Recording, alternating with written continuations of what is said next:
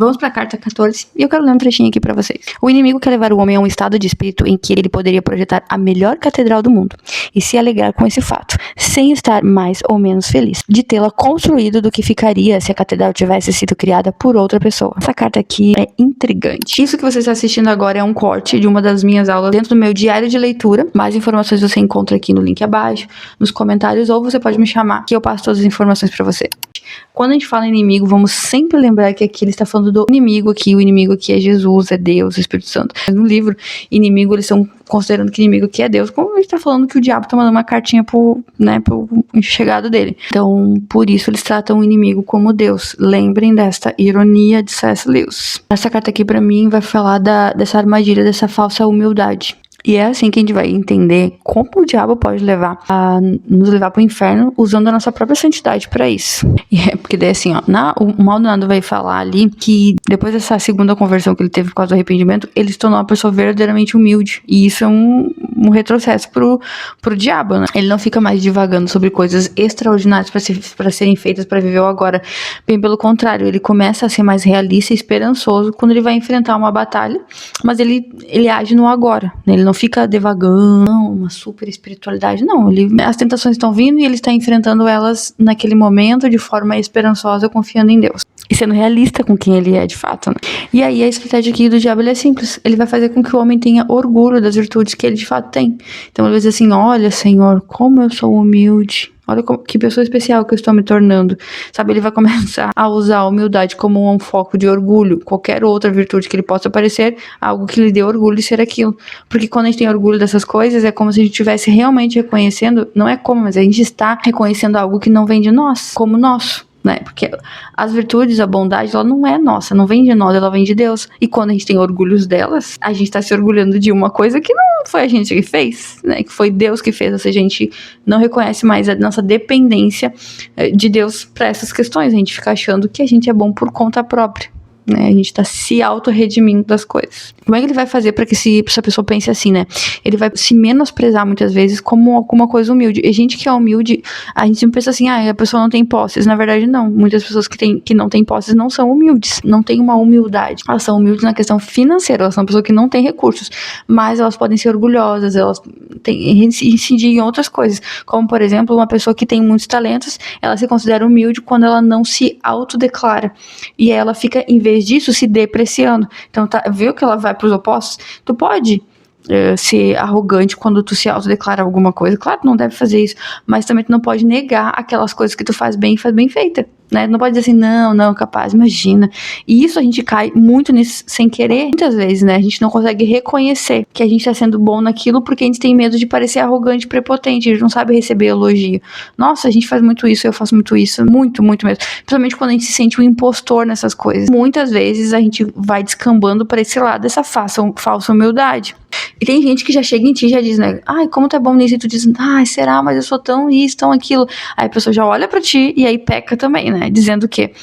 Quer elogio, quer ser elogiado. Às vezes a pessoa realmente quer ser validada, porque a pessoa tem ali uma sensação de impostora. Mas muitas vezes também é porque a pessoa ela tem um falso orgulho de si própria. Ela não quer se autodenominar. Ela sente que realmente faz bem, sabe que faz bem, mas ela não quer se autodenominar para não parecer orgulhosa. Então ela se autodeprecia para isso. E é esse exemplo que eu dou ali no começo, que eu começo lendo. Deus quer que a gente tenha a humildade suficiente para reconhecer uma coisa boa e ficar tão feliz por ela quanto nós ficaríamos se alguém tivesse feito ela. Por exemplo, a gente viaja o mundo para ver uma catedral, para ver um monumento histórico e pensa, nossa, esse cara aqui fez uma obra incrível, maravilhosa, né? Glória a Deus por isso. Mas a gente não consegue agir com as coisas maravilhosas que nós fazemos da mesma forma. E Deus quer que nós possamos nos alegrar com a obra de outra pessoa ou da nossa da mesma forma. Porque tanto essa pessoa quanto nós, quando produzimos algo de bom, não vem de nós, vem de Deus. Então, se alguém tem algo para se gloriar, que se glorie na cruz de Cristo, naquilo que Deus fez por nós. Ou seja, que a gente tenha alegria e possa dizer, olha gente, eu sou salva pelo sangue do Cordeiro. Isso não tem nada a ver com o tipo de pessoa que eu sou, tem a ver com o tipo de pessoa que Deus é, entende?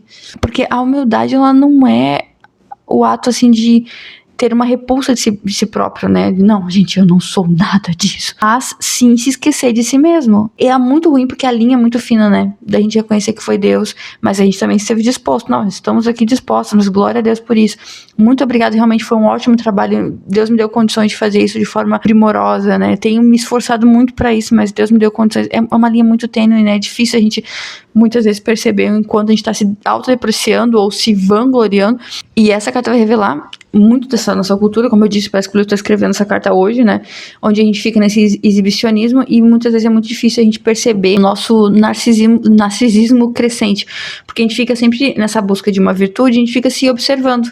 O que tá aparecendo? Será que as pessoas estão vendo? Qual é o meu lado que eu tô mostrando mais? A gente não percebe muitas vezes. A gente vai entrando nessa onda aí de parecer aquilo, de fabricar aquela virtude e não percebe o que a gente tá virando, o que a gente tá fazendo, onde a gente tá indo, qual que é a resolução que nós estamos tendo naquele momento, pra onde essa resolução que nós estamos mostrando, essa ação está nos levando. E isso, a gente que lê, cai muito nessa onda, porque o inferno faz parecer tanto que essa virtude, a humildade, parece uma desonestidade intelectual, sabe?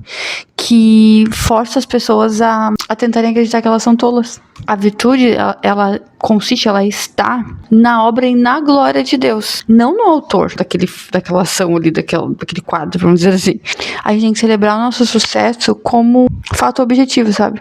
Algo que aconteceu e é real. Sim, eu tive sucesso. Sim, isso é bom. Sim, isso ficou bonito. Sem deixar que isso influe o seu ego, porque tu sabe que aquilo ali foi graça de Deus, entende? A síndrome do impostor, quando isso acontece aqui no trabalho, ela nos fabrica também uma falsa humildade da nossa parte, porque a gente fica naquela onda de saber que é bom, mas achar que não é tão bom o suficiente, e a gente foca muito mais no medo da gente de falhar, né? A gente fica com tanto medo de falhar, e do que a gente de focar no trabalho que a gente tá prestando, de focar em fazer o melhor, e aí entregar aquilo que a gente fez, e olhar, não ficou bom como eu gostaria, vou tentar fazer melhor da próxima vez, mas não ficou bom por quê? Porque tu talvez não mostrou a excelência como tu gostaria, mesmo fazendo o teu máximo, e aí tu tá com medo que as pessoas pensem que tu é um pouco medíocre, ou não ficou bom porque tu sabe que poderia entregar mais, tu não se esforçou tanto, não estudou, então da próxima vez tu vai focar e estudar mais, sabe? Focar no serviço prestado, né? Não no ato mesmo de parecer ou de falhar de fato. De se dedicar de verdade mesmo, que essa medida ela sirva para que a gente consiga medir a nossa dedicação e não o quanto as pessoas entenderam que a gente é bom naquilo. Será que eu consegui me fazer entender desse jeito? E mais uma vez a gente vai lembrar aqui do livro Abolição do Homem, né? Que vai falar dessa ideia da gente mentir pra gente mesmo e acabar matando em nós toda a virtude que a gente realmente tem, todos os talentos, todos os dons, fazendo com que o homem, com tanto medo de ser medíocre, acabe sendo uma pessoa medíocre. E dessa forma, destrua a sua estrutura moral. De tanto que a gente mente pra nós mesmos. Acaba virando um fingimento completo e a pessoa acaba com a mente, com os sentimentos todo bagunçados. E aí nós estamos aí de novo enchendo os consultórios aí de psicologia e terapia, porque, né? Tá puxado. Acho que o desafio final aqui é a gente olhar para os nossos talentos, para os nossos dons, para as nossas particularidades, aquilo que nos diferencia das outras pessoas. E a gente pode encontrar um meio daquele nosso diferencial, beneficiar alguém, e aí isso pode virar nosso trabalho.